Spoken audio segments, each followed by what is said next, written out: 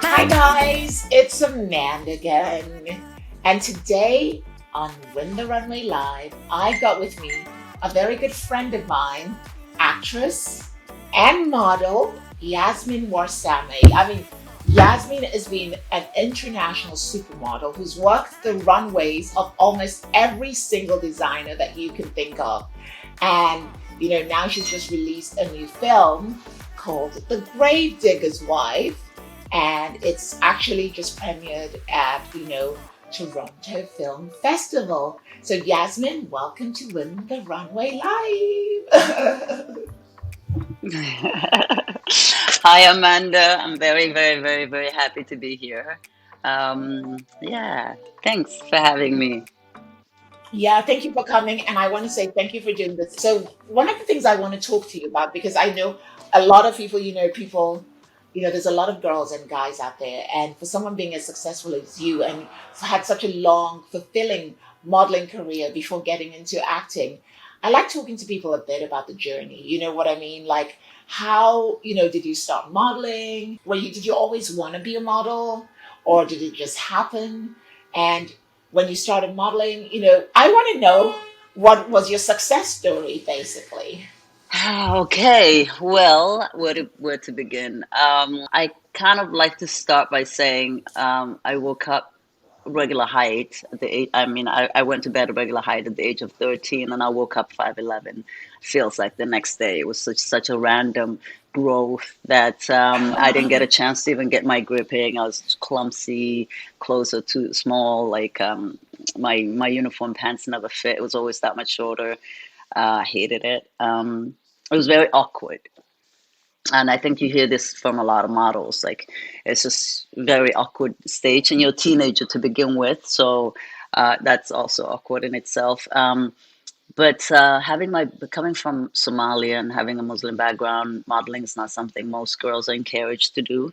As a matter of fact, it's actually a no-no, total no-no. So when I was approached through, I would see scouts outside my school, from 14, 15, 16. I would take their card, and I knew I wasn't allowed to. The deal was finish school, hopefully get married, and that way you're not the family's responsibility anymore. You can just, live your life and be a model after that. So it wasn't really something that was encouraged at all. It was extremely discouraged in my family as well. And so when I finally got married and not knowing that I had a baby in my stomach, I finally signed up with Ford, who kind of found me in a neighborhood in Toronto downtown that my ex-husband and I at that time lived, where it just so happens that it was just the fashion industry. All the agencies were all around there, Ford and Elite and Next and all these different agencies. And so I went to Ford, signed up with them, and then I think my first trip was to South Africa, and that's when I met you. Way back then, that was the first trip that I went as a Yes, that's model. when we met. Yeah. And then I came back with a full book. Tell us what happened after that trip to South Africa. Well, I after South Africa, I came back, and my agency just kind of sat on my book for about 9 months. So all my like South Africa, I did not a lot of money jobs because they thought I was too slim. But I did all the covers of all the magazines, Cosmo, and all the magazines that were there. I came back with a beautiful portfolio book, and I thought, okay, now I'm gonna really get to work. And at this time, my son is a little bit older, and I'm ready to travel. And they just sat on me for about 9 months. I knocked at every door. I went to visit every editor in Toronto, give me a job. Their response was always, "We're not quite sure what to do with you. You're not quite this look. You're not quite that look." I don't know what looks they have in their mind, but somehow they just couldn't figure me out. I mean, come on, we've got so many people coming from my end of the world that my look should be familiar by now. So I changed the agencies, and literally within 3 weeks, I had a meeting with Tom Ford in Paris, and the rest is history. My first show was Chanel. Couldn't walk on heels to save my life because I grew up tall. So everybody always said, "You're tall enough. You don't need to wear heels. You're tall enough." So I never really learned how to walk on heels until I had to, until I was really pushed out there in like stilettos that high. So you worked with Chanel, you go to Paris, you're meeting Tom Ford, the great Tom Ford, and then you work with Karl Lagerfeld for Chanel. and you're working with all these big designers. And here I am on the other side of the world looking at television, and I'm like, wait a minute, that's Yaz on Oh my God, it's true. because Huh? I remember I Oh was at man. that time I was still in London, and I remember, and I'm looking at the show, and I remember Dries Van Outen, Etro. I remember all these Yes. shows, and I was like, oh my god, that's Yaz, and I was so excited because I was like, I know her, and she's a big model Oh. now, and you're being humble, but can you tell some of the big models you've worked with? Could you just tell us some of the big models you've worked with? Big models that I worked with. Oh my God, I worked with Iman. I shot her book, her makeup book. I was very proud of that moment. Tyra Banks, I did Italian Vogue with her, with Steven Meisel. And I you mean know, Naomi in shows. We've done yes. shows together. Hung out backstage. We've Uh-huh. seen each other at parties. She's always extremely pleasant, Mhm. very sweet woman, and a role model. So is Mhm. Iman. All these women just showing us how to be graceful, or even how to gracefully be within the industry and be timeless. And their beauty is not it's not like a trend that comes and goes. They have staying power, and I like that. And I like all of our girls, the ones that are coming after me, the ones that are come, from my time. I'd like to just kind of look at those women and just watch their gracefulness, and hopefully follow suit. And working with big photographers like Steven Meisel. I mean, Steven Meisel is like huge. So that's like, but these are like great photographers Love that him. a lot of I models, didn't know that at the time. I right? just thought Yes, it I was. did. I didn't know that at the time. I just thought he was a really cool person. I Yeah. was like, I really like him, and he Hmm. liked me. So we really worked well together. Exactly. And But I remember people saying, "Oh my God, your life is gonna change. Your life is gonna change now that you shot with Stephen Meisel." And I was like, "Okay." And I just changed and came home, and I was a mom. So that's kind of my thing. I'd come out from shoots like this and just walk home and grab a coffee on the way and just go home to my kid and hang out with my friends, and not really. I mean, I would do the job, but the job never became me. Like I've never intertwined myself with the job. There was Yasmin, the professional model, and then there was Yasmin, the mother, the friend, the cousin, the aunt. and one of the things I've always liked about you, because every time I meet you and we hang out or anything, is how humble you are and how personable you are.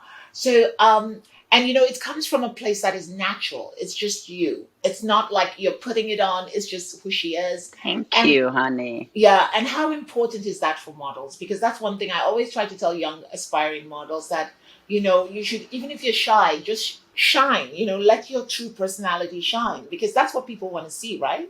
It's really hard though. I mean, I remember how awkward I used to be on set. It's not easy to shine, especially when you have different type of personality. I've always had a quieter personality. I'm not the Giselle walk into the backstage and take over. I'm not, "Ah, la, la, la, la." I'm really not loud at all. And so I've always been very um, kind of intimidated. And I thought, oh my God, I had to have that personality. I'm not loud enough. I'm not sociable enough. I'm not hugging and kissing people. I'm not all over the place like that. I'm just really kind of shy, and like I always take the back seat when models are lining up to kind of be in front of the camera. I'm always the one that's like, go ahead, go get your shot. Go. It's it's really so I don't think you need to necessarily have to be such an outgoing personality to make it. I think you really have to know yourself and trust yourself. And I That's think exactly that it. is the Find key. who you are. You never Yeah. separate from yourself. Don't let anyone take you apart to the point where you lose trust within yourself. That's key. Because after this industry, you still have to deal with yourself. So don't let anybody make you lose that. I think that's the most important thing. Okay, so you talk about something there, the industry and yourself. Now, how important is that? Because, one thing a lot of models do not realize is that, you know, as you know, the modeling industry can be so, it can really pull you in. It's like it's like it can really take you in. How important is it for models to separate themselves and It's just, quite the lifestyle. yeah, quite the lifestyle. So how important is it for models to separate themselves and just own their own self? Like what Oh, you're it's saying, and how important is that? Because there's a life beyond modeling. oh yeah, oh That's the yeah. real That's, world. I mean, like, it's so Hmm. important to not let anyone uproot you, disconnect you from yourself, from your Mm. essence. It's very important to always remind yourself, I've got to look at myself in the mirror after this, and after this work is done, after this career is done, after this job is done, after this day is done. You've got to always keep, like, there's a sacred place within all of us that no one should go near. That is only for you. Keep that very sacred, because that is what's going to keep you going after modeling. That's what's going to keep you going when, even when you're not getting the jobs, when your phone is not ringing. And the other thing I always used to say, which is a joke that all models know, is if you want the phone to ring and you get the bookings, you just got to make plans. Yeah, and then your phone rings. All of a sudden, it's your anniversary. You've been planning this thing. It's your best friend's birthday. You've been planning this thing. All of a sudden, you got to go here. The phone starts ringing off the hook. So make plans. Don't sit by the phone. I like that a lot, because that's one of the true things about modeling. But another thing I like to talk about in this series is about the importance of modeling models to have something else beyond modeling. Something else, like you were a mother, so that your life was more fulfilled at home because you had a kid, a husband. Then you had something to keep you grounded. And a lot of girls start very young, 15, 16. They get drawn into this, and they've not really learned about life. They've not learned that that maybe they should try and study something else or have a hobby, just something else that takes their mind. And they get so obsessed, and then when they leave the profession, or when the phone stops ringing, there is a big huge depression. Absolutely. But I find that today with the young, I find that today with the young ones, there's a lot of multitasking. They do a lot of stuff. They're very multi-talented. So I think that's great. They definitely wear more than one hat. I find that, and it's just a natural thing of this generation, I suppose, which is great. They get their hands into so many things. So really, I'm not worried about them because modeling is not the only thing they do. I mean, a lot of them have to learn as well social media. But if They have but to if learn all those things, how to make yeah, I mean, videos. school is important. Yeah. And today's world, they have to learn how to They've make. created jobs for themselves that didn't even exist. Exactly. So, because one thing I talk about when it comes to modeling today is it's almost like the models have to build their own brand. Because I notice with a lot of younger models today, some of them are modeling and they're selling clothes as well.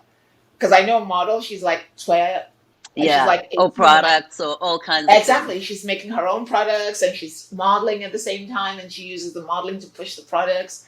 And in a way, she's creating a brand for herself. It's So I think amazing. They're like entrepreneurs. They're exactly. all little entrepreneurs. I'm so proud of them. Exactly. And I think that's so important now, because that's what I talk to young models about, that don't worry, just build your brand, build yourself. Modeling should be a part of the whole thing, not just Yeah, the yeah, only thing. It should be just a yeah, part of the whole thing, of the yeah. whole ecosystem. Because in today, And they're doing that.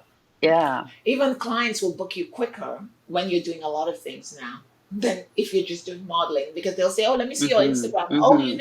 oh, a lot of girls follow It's you true. because of this," and then they book you. That's how it works now. It's not like before where it's just a book. Now they want to see It's true. your whole life. And I feel like the bookers are becoming out of style. yeah, I I feel think like the bookers are not. Yeah, yeah, it's like they're like dying species here, the bookers, yeah. And then there's also the because importance. the client can just reach the girl directly. Exactly. Exactly. A friend of mine is creating a platform now that uses artificial intelligence to help people find models. So it's a platform, and if you want to find a model, if you know what you want, you put it in, and it will find the model for you. Yeah. Wow, It will say, that's so let's quite say you want to amazing. shoot something and you see a campaign, you can put it in, Wow. and it will search all the models and find you a girl that looks similar, that's everything like that campaign, and it'll search the models for you. All this through artificial. AI, artificial intelligence. So Wow, I'm the world is impressed. really changing very, very fast. And then let's talk about The world is changing so so much. fast. Yeah. So, and I know recently for your new movie, The Gravedigger's Wife, let's talk about that.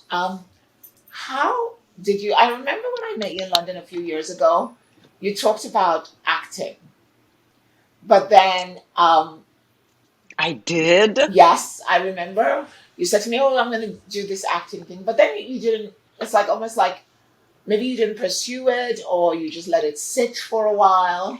I did. Like it's so interesting. I would take random classes. I went to film school for about a year to study directing of all things. I over the years I feel like I've just slowly prepared for this role without even knowing this role was coming. I've been doing the work without even knowing what I'm doing the work for. And I used to be mad at myself because I'm like, why am I leaving? 'Cause, but what would happen is like I would work with a acting coach and I would do the course, like maybe 3, 4 months course. And then he'd say, sign up for the next one. But I'd feel like I kind of got what I wanted and I wouldn't go back for like another sessions or something like that. And then I'd space out 5, 6 months for all of that information to sink in maybe. And then I would get the urge to top it up a little bit, and then I would go top it up. And so that's just kind of how I've been doing. And so when finally the role came, I was prepared without even knowing that I was prepared. I don't know how to explain it.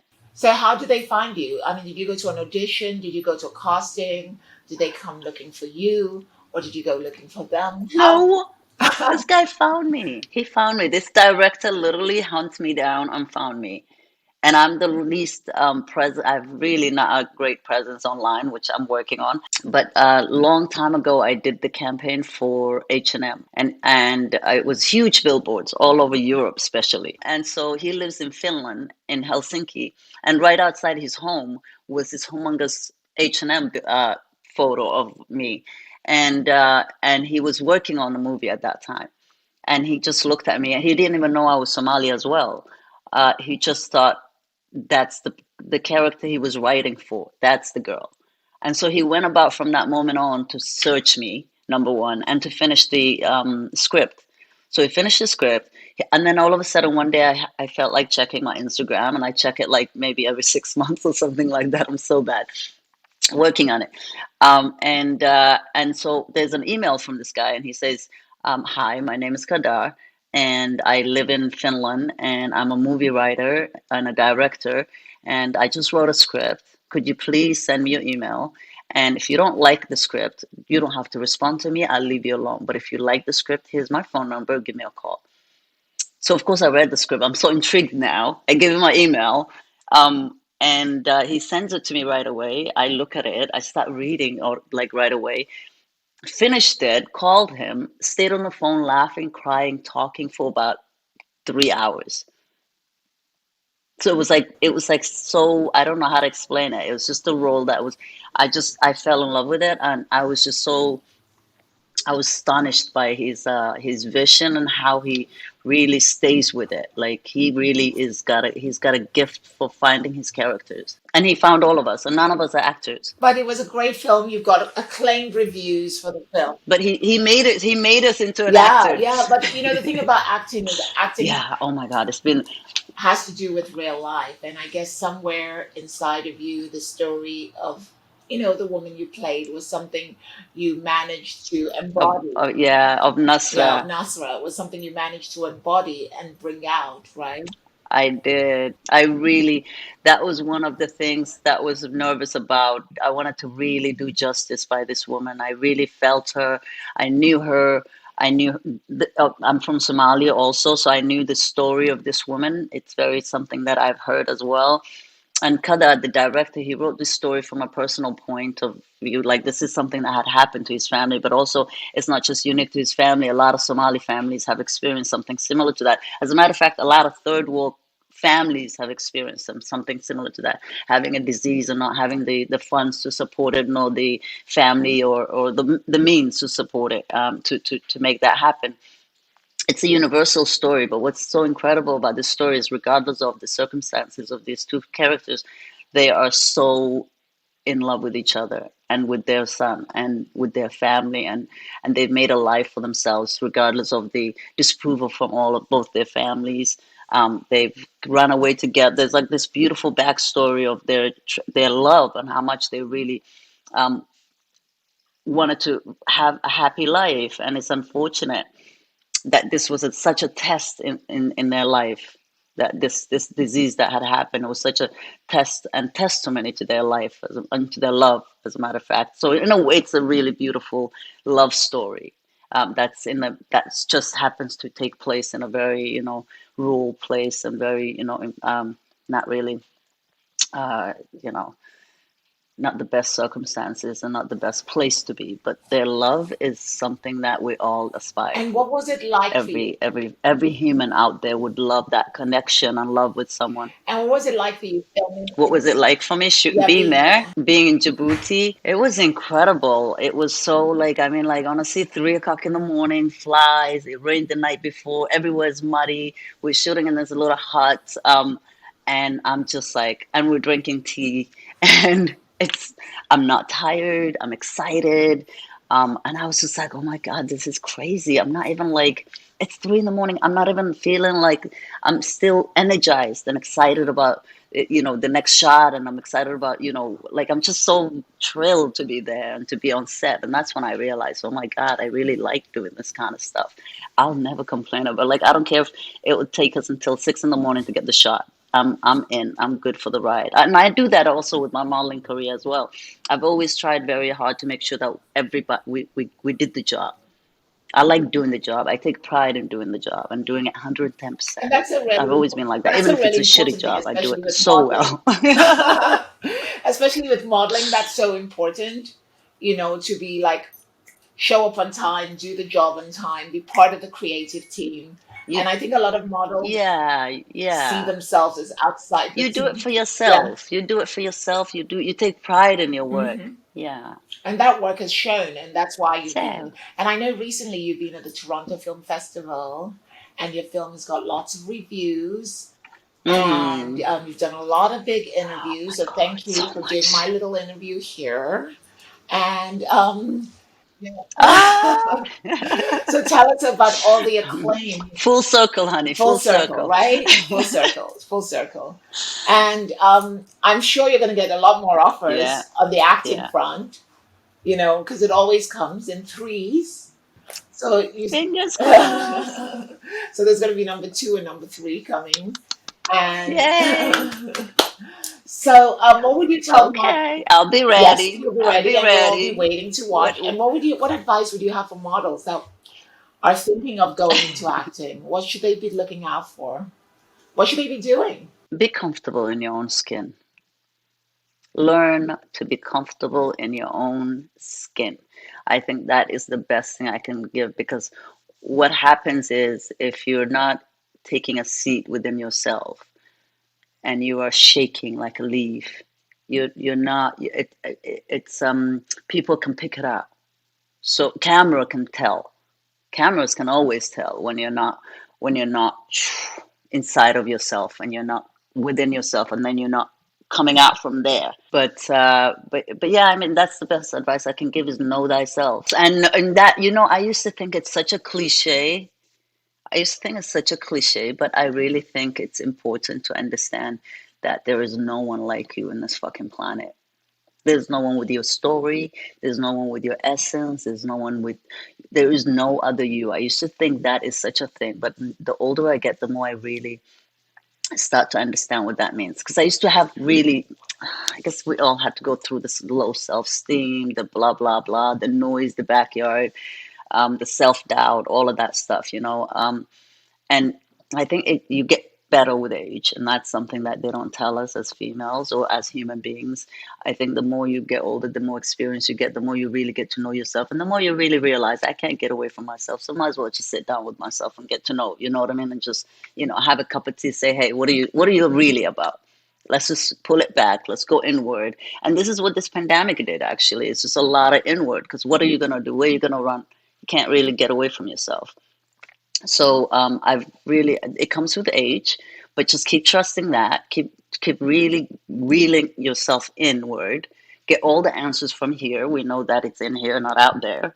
Um, and everything will.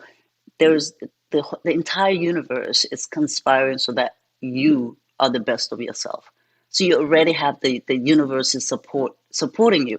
to be who you're meant to be, your true essence, for that to emerge.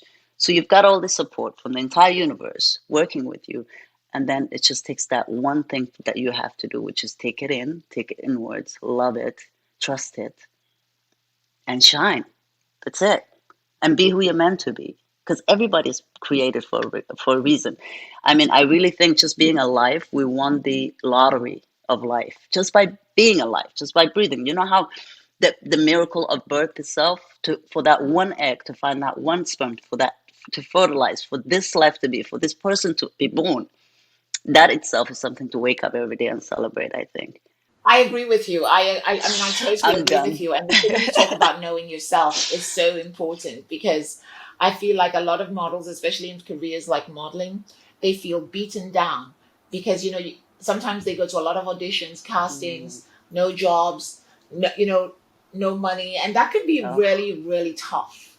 so hard. And it can really push one's It can self-esteem. be really, really It tough. can really push one's self-esteem down. And what we don't realize, I think sometimes when you're It's, modeling, oh, especially when you're young. yes, you don't realize there's a world out there, like, this is not the only thing in the world. There's Oh, yeah, so much more, out there. And I it's think true. when you're young, if you're a model, you kind of put everything around, oh, I can't book jobs. My booker says this one's doing that. But when you said an important thing, if you Yeah. know yourself, then it all doesn't matter anymore because you're more Hmm. confident and the confidence is coming from the inside and Hmm. it has nothing to do with Yeah. what's going on around you. Oh, nothing at all. Nothing at all. Everything is in the perception and how you take it. Um, and it takes time. It takes really time to get there. I mean, like if my 20-year-old self, my 25-year-old self would probably right now hearing this would say, yeah, right. How do you do that? Could you give me a step by step on how to do that? But everything comes with time, everything comes with age. Just keep on putting it out there, focus on the one thing, not the not wanting, because the universe can't tell, right? Law of attraction can't really tell what you're asking for versus what you're not asking for. All it knows is that you just keep thinking about one thing, so it provides you that. So if you're thinking about, I'm not going to get a job, guess what's going to happen? You're going to get more no jobs, more no jobs. But if you keep thinking about, I'm going to get it's such a powerful thing, our thoughts. I really think our thoughts are powerful.